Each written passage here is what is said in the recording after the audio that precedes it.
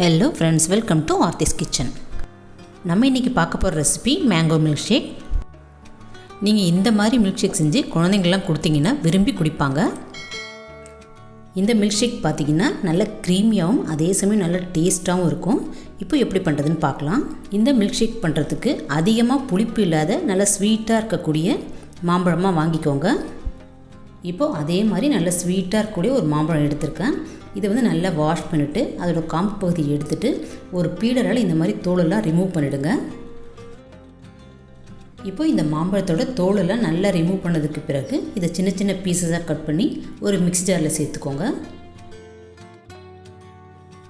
மாம்பழம் வாங்கும்போது இந்த மாதிரி அதிகமாக புளிப்பு சுவை இல்லாத மாம்பழமாகவும் நாரெல்லாம் இல்லாத மாம்பழமாகவும் பார்த்து வாங்கிக்கோங்க.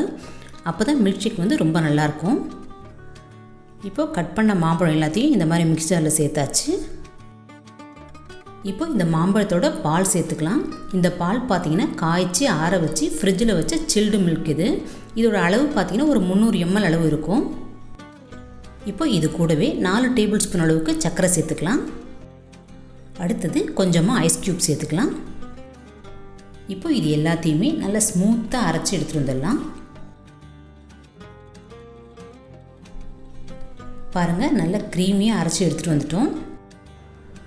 உங்களுக்கு வந்து இந்த மில்க் ஷேக் வந்து இவ்வளோ திக்காக இல்லாமல் இன்னும் கொஞ்சம் லிக்விடாக வேணும்னு நீங்கள் நினச்சிங்கன்னா இது கூடவே கொஞ்சமாக கோல்டு மில்க் சேர்த்துக்கோங்க. அப்படி இல்லைன்னா ஐஸ் வாட்டர் கொஞ்சமாக சேர்த்துக்கோங்க. இப்போது இந்த மில்க் ஷேக் குடிக்கும்போது நல்லா க்ரன்ச்சியாக இருக்கிறதுக்காக கொஞ்சமாக ட்ரை ஃப்ரூட்ஸ் சேர்த்துக்கலாம்.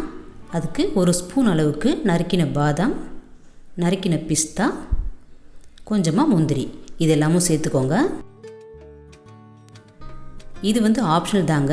உங்கள் வீட்டில் எது அவைலபிளாக இருக்கோ அதை மட்டும் சேர்த்தா கூட போதும். இப்போது ட்ரை ஃப்ரூட்ஸ் எல்லாத்தையும் சேர்த்துட்டு இந்த மாதிரி ஸ்பூனால் நல்லா மிக்ஸ் பண்ணி மட்டும் விட்டுக்கோங்க.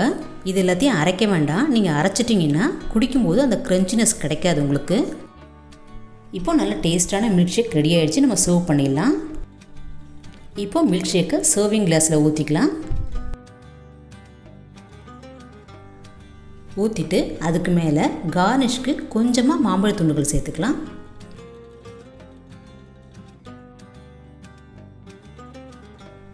அடுத்தது இந்த மாம்பழத்துக்கு மேலே கொஞ்சமாக ட்ரை ஃப்ரூட்ஸ் சேர்த்துக்கலாம். இந்த ட்ரை ஃப்ரூட்ஸ் சேர்க்குறது எல்லாமே நம்மளோட விருப்பம் தாங்க.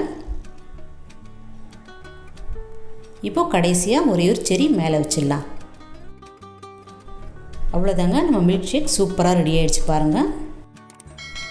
நீங்களும் இந்த மாதிரி குயிக்காக செய்யக்கூடிய இந்த யம்மியான மில்க் ஷேக் செஞ்சு பாருங்கள். செஞ்சு பார்த்துட்டு எப்படி இருந்து உங்கள் ஃபீட்பேக்கை கமெண்ட்ஸில் சொல்லுங்கள். பிடிச்சிருந்தால் லைக் பண்ணுங்கள், ஷேர் பண்ணுங்கள். மறக்காமல் ஆர்த்திஸ் கிச்சனை சப்ஸ்கிரைப் பண்ணி வச்சுக்கோங்க. தேங்க்யூ.